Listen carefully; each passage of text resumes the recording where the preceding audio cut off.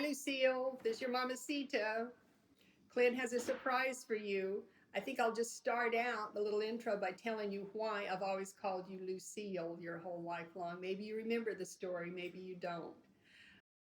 You were a very tenacious little baby, cute as can be, but you just loved being held, being cuddled. And if any time anybody put you down, you would just scream and scream and scream and would not be quiet until somebody picked you up. So your dad would hold you, and there was a song that came out. I'm not real sure who sang it. You can probably Google it. But it's Lucille, you don't do your daddy's will.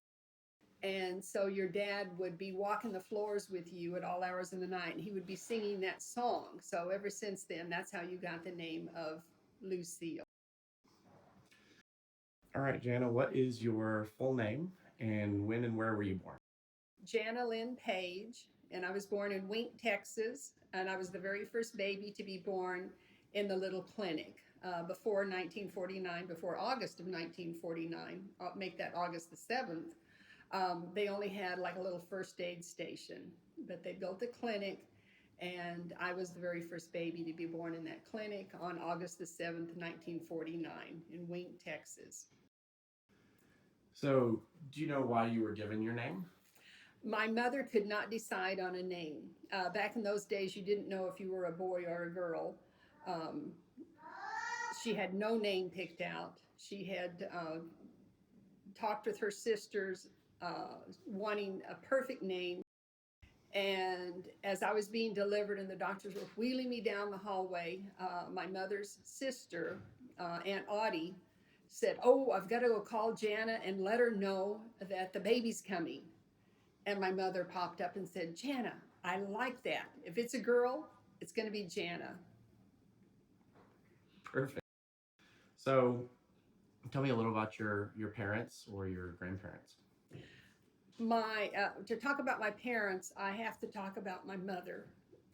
I was blessed with the absolute best mother in the entire world. She was a saint, she was an angel, she was loved by everybody who knew her. Everybody wanted to be over at Aunt Ada's house. She was the most kind, generous, Christ like person I've ever known. And I intend to write many, many stories about her that you can read. My dad had a very limited education. He was extremely hardworking. Um, he only had an eighth grade education, but the things that he accomplished in his life was self-taught.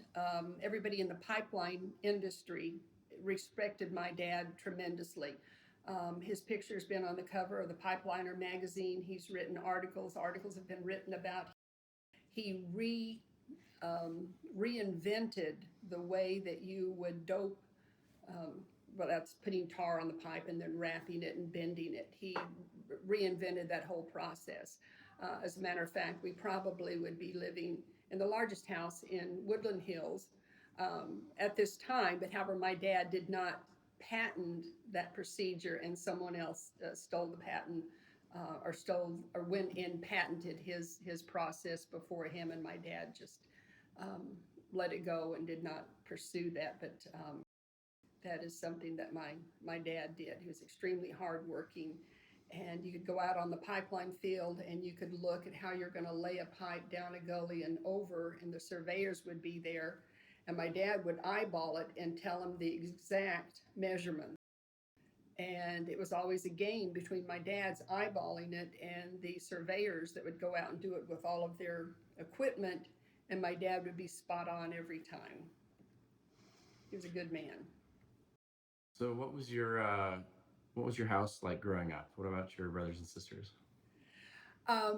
Brenda and Billy were very, very close growing up. There was 2 years, maybe 2.5 years between myself. I'm the oldest, then Brenda, and then Billy. But Brenda and Billy were extremely close. They were always together, and I was always the third man out. It wasn't until years later that Brenda and I became very close, and that was after I had Lindsay and she had Ian and Jamie.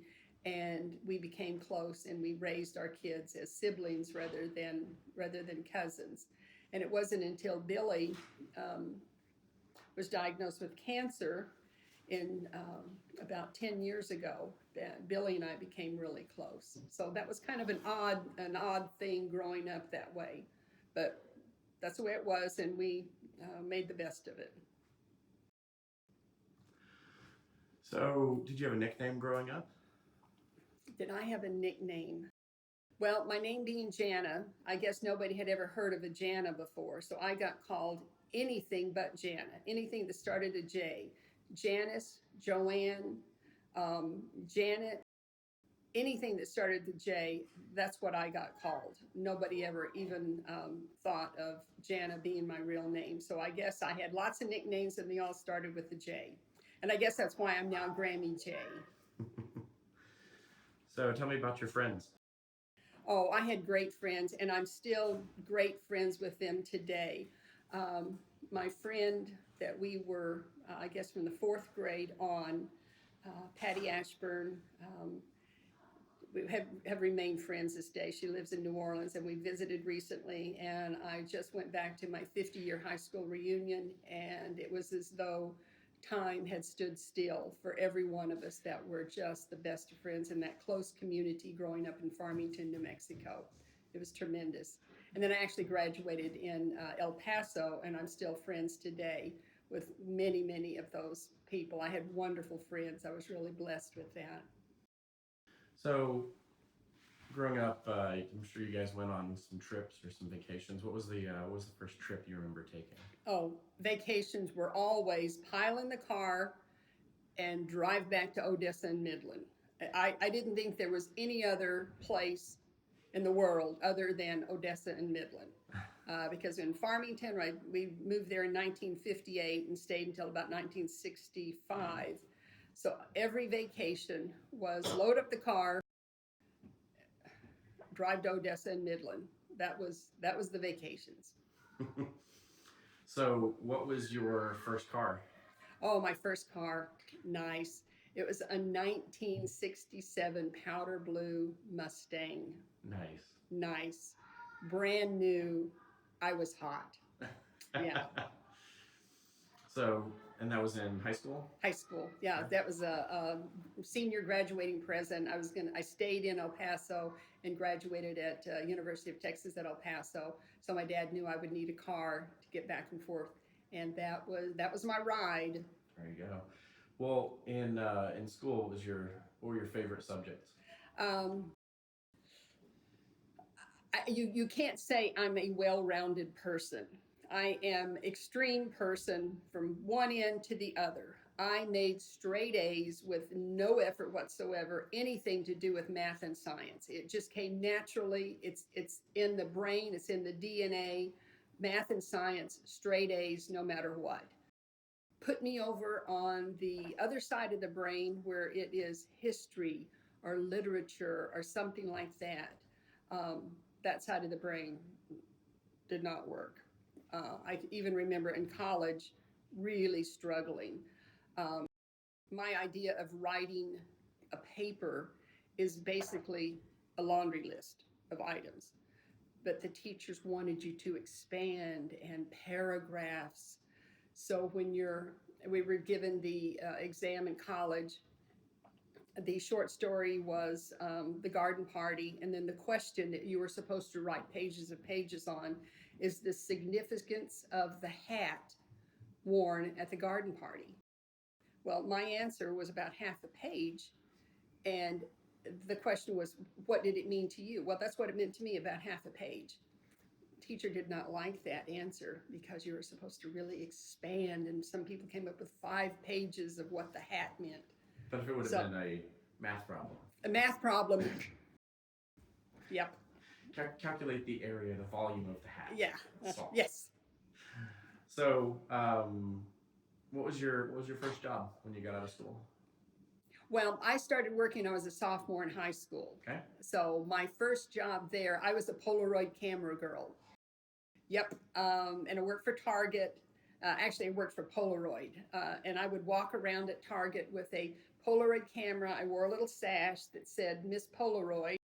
And my job was to walk up to people and just say, "Hey, let me take your picture." And I would operate the camera, take their picture, show them the picture, and if they were wowed, well, then you had, the the the guy with the hook that could reel them in. He would come over and get those people and talk and sell them the camera, and then I would go in and reel in another pigeon. Yeah. Nice. That was my first job. Did you say another pigeon? Yes. Nice.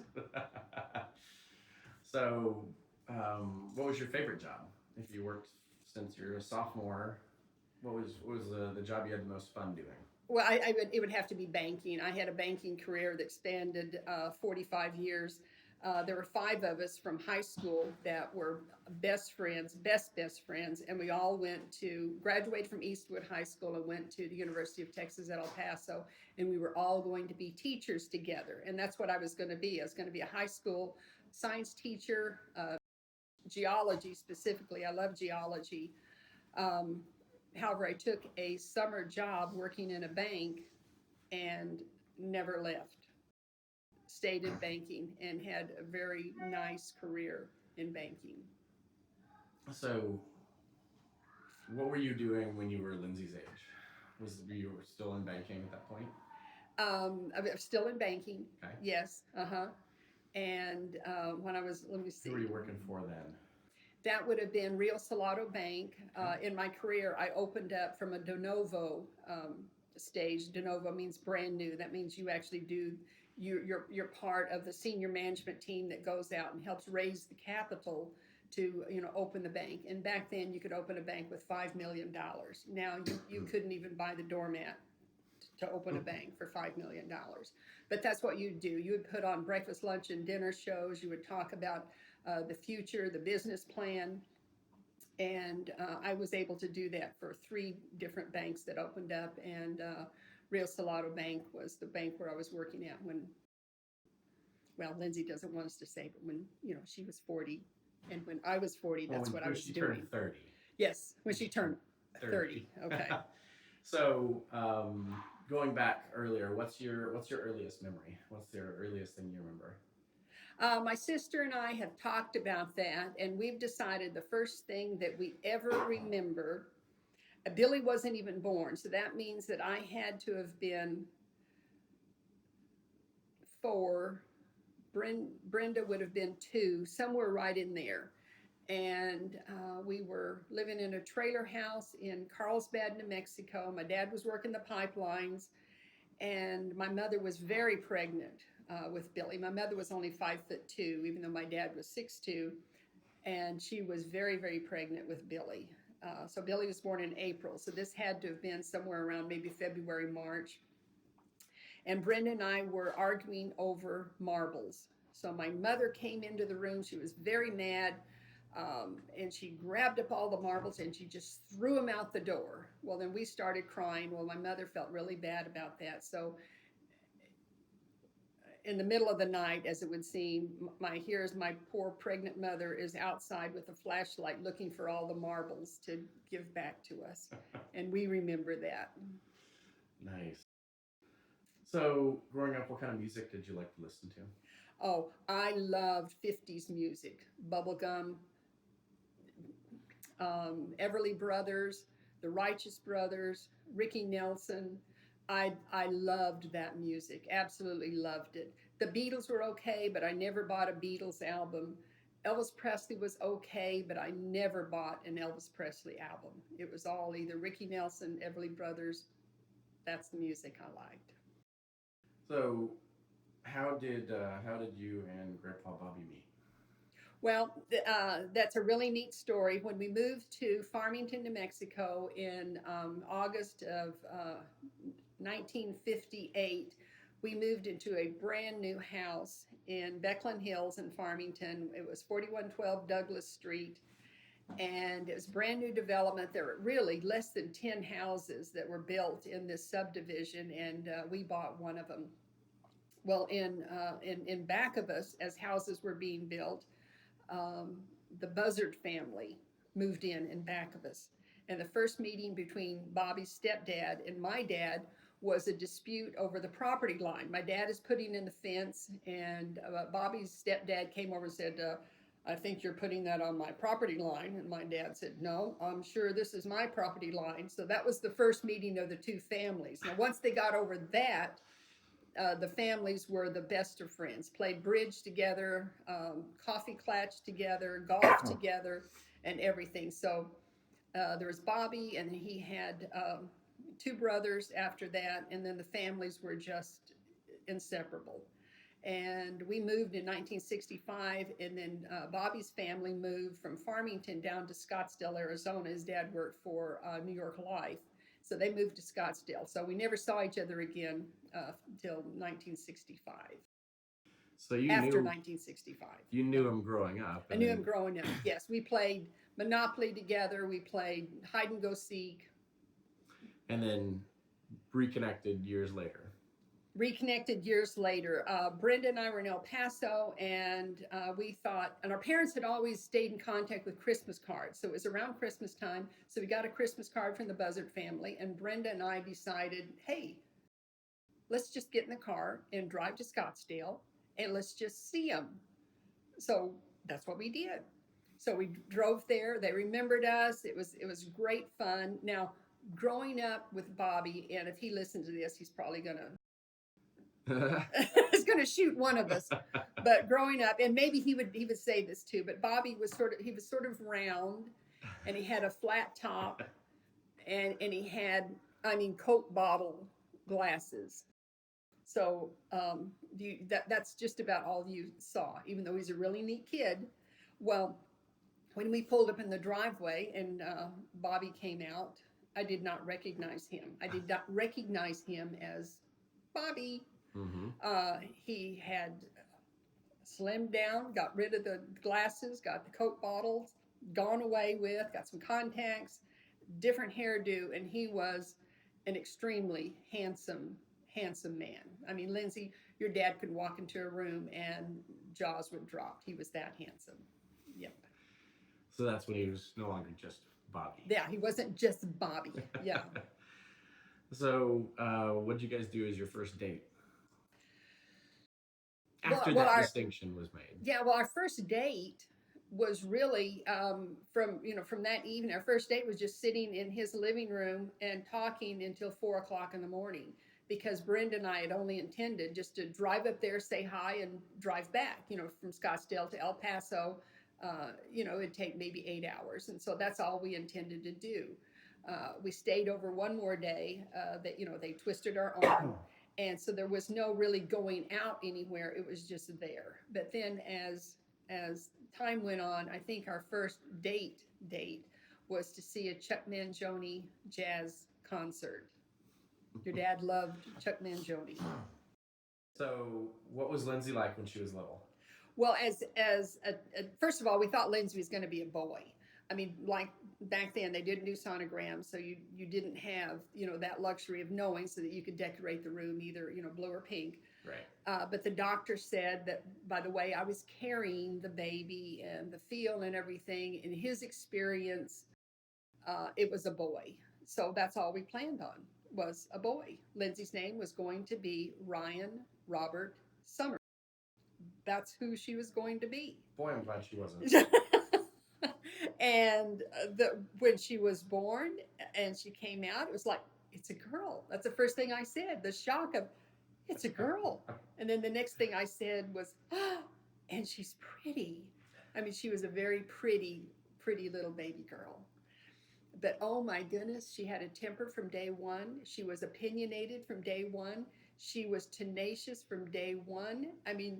I kept taking her back to the doctor because she was a baby that would not sleep. Literally, if she woke up at 2:00 in the morning, she would not go back to sleep until 2:00 in the afternoon. Little newborn babies don't stay up wide awake wanting to be walked and sung to and rocked for 12 hours. They just don't. You lay them down, they go to sleep. Well, not Lindsay. And I kept taking her back to the doctor. She's broken. Fix her. He says, no, she's an extremely healthy baby. that's your lot in life. But she was at age 6 months, she calmed down. She started sleeping from 8 at night to 8 in the morning. But those first 6 months were pretty challenging. So did Yeah, that ever change? What was she like when she got to high oh, well, Lindsay said she was always shy, and I think she was shy. However, I really didn't see her being shy because she always had friends. Everybody always liked her. She was in synchronized swimming. And when you think of a shy person, you think of a child that just stays in the room and maybe reads. Well, Lindsay never did that. She was always, out and about and something going on. Even with Ian and Jamie, they were always putting on some kind of production. Lindsay would, manage and produce these shows and put on these shows. So even though she says she was shy, I never really saw her being a shy person. school? So, what were holidays like when you? Oh, Christmas was wonderful. It's Christmas now, and it thrills me to see that Lindsay is decorating her tree the way that we decorated the tree as she grew up, with the red bow with the streamers coming down the tree. The only thing that she's changed from doing is that we would always open the presents on Christmas Eve. That's All of them? that Oh, was yeah. that was That's our a big change. Yeah, that's a big change. We, my childhood is that you opened all of the presents that were wrapped were from, each other and relatives, and they had names on it, to you from, someone. Mm-hmm. And then after you opened everything, well, then you set out the cocoa for Santa and the reindeers and things. And that during that night, then Santa Claus came and brought, the big gifts, the roller skates, the bicycle. Right. So it was really neat, and this is what I did with Lindsay growing up too. Is we opened the presents on Christmas Eve. Santa would come during the night, so you would have almost like two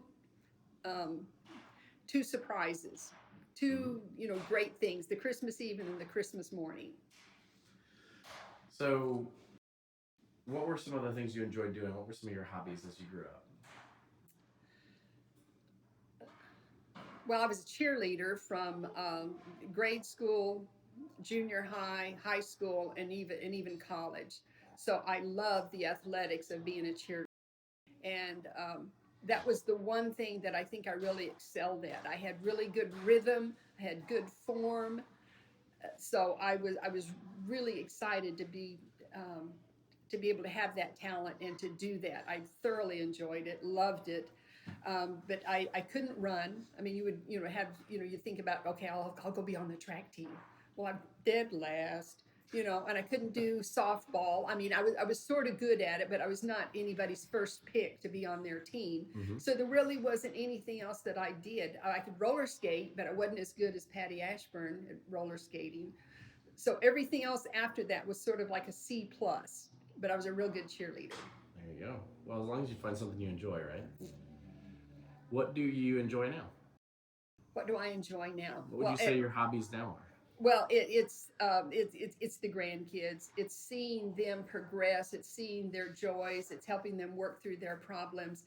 It is, and that's all of the grandkids. We have 15, and I just love them tremendously. And then Mike and I love traveling.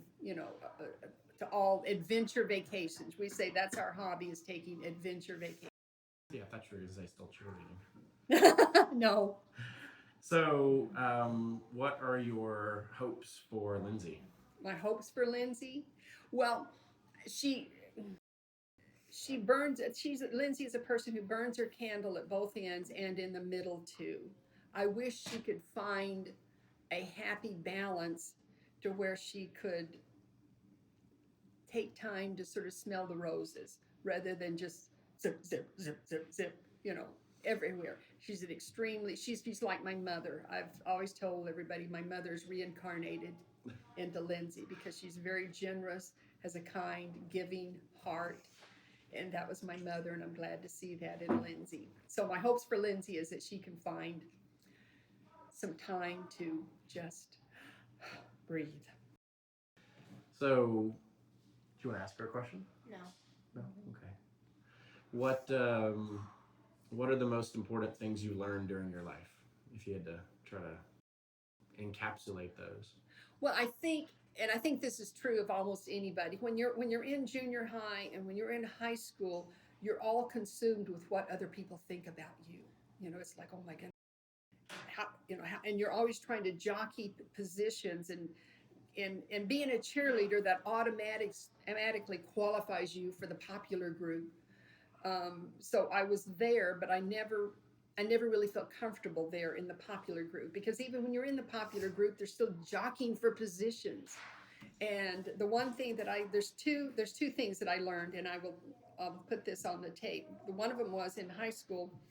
Um, I tried out for the senior class play. I wanted to do that because I liked theater. Uh, I really liked that aspect. And so I tried out for the senior class play and I got the lead. It was, I played Penelope in See How They Run. And the other kids in that play were nowhere near the popular group. They were more of the nerds, the drama kids, from choir, that group.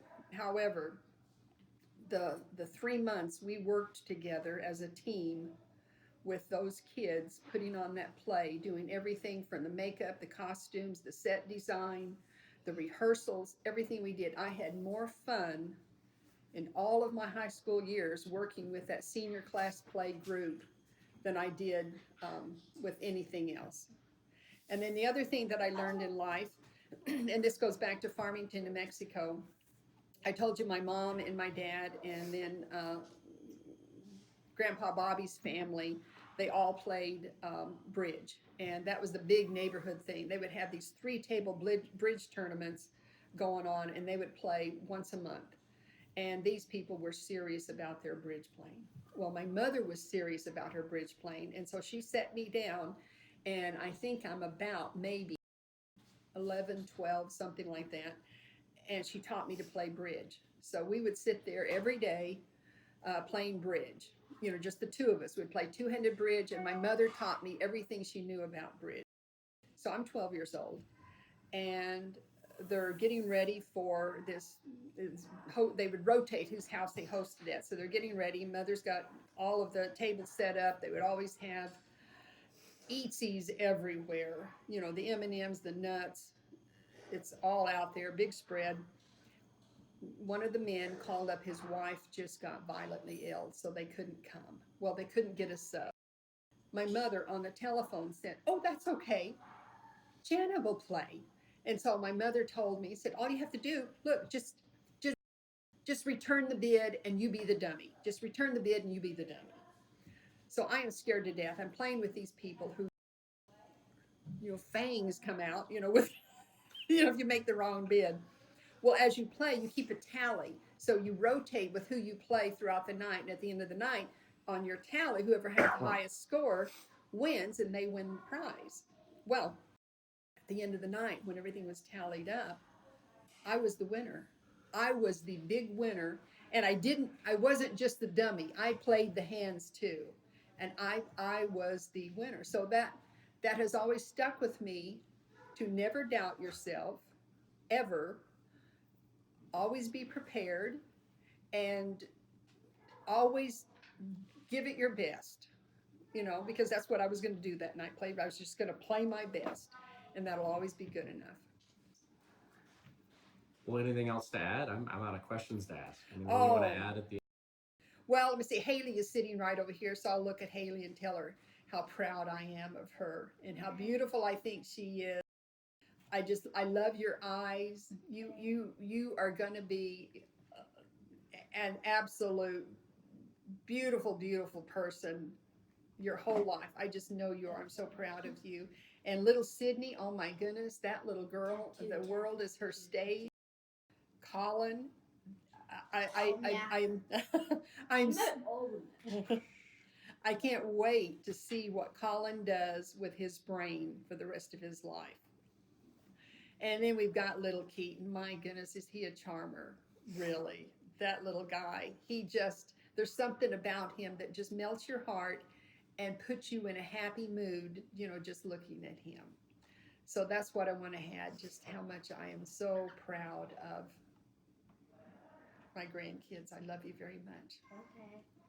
And Clint, I'll tell you, I love you. I love the way that you provide for your family.